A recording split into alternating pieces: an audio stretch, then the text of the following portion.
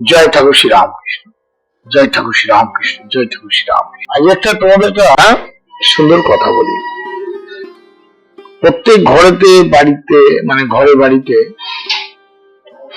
বা সমাজেও এই ধরো স্বামী স্ত্রীর মধ্যে ঝগড়া অশান্তি হয়, তার একটা বিশেষ কারণ। সেই কারণটা কি সেটাই অনুমান এবং কানে শুনে। মেয়েরা হোক ছেলেরাই হোক, তারা কি হয় অনুমানের উপরে বিচার করতে থাকে। আবার অনেকে একজন কেউ এসে কোনো কথা বললো, সেই কথার উপরে কথাটা শুনে বিচার করতে থাকে এবং সেই বিচারে প্রত্যক্ষ প্রমাণ থাকে না। আর তাতে কি হয় অশান্তিটা বেড়ে যায় এবং মানসিক অশান্তির মধ্যে চলে আসে। তাই আমি একটাই কথা বলি, অনুভব এবং মানে অনুমান এবং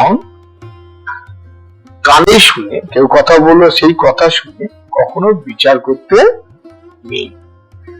অনুমানের উপরে আর ওই কারোর কথা শুনে কখনো বিচার করতে নেই। আর একটা কথা বলি, যে কথাটা হলো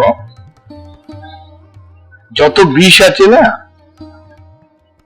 মারাত্মক বিষ হচ্ছে পটাশিয়াম সাইনাইড বলে, তার চেয়েও মারাত্মক বিষ যেটা কানে ঢালা বিষ। কেউ যদি কেউ কানে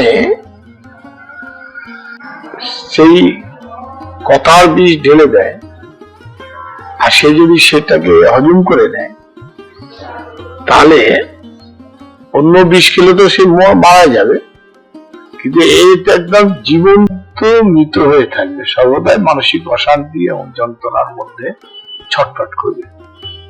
সেই জন্য এই কানে ভরা কথার বিষ কখনো হজম করতে নেই, কি উপেক্ষা করতে হয়। জয় ঠাকুর শ্রী রামকৃষ্ণ, জয় ঠাকুর শ্রী রামকৃষ্ণ।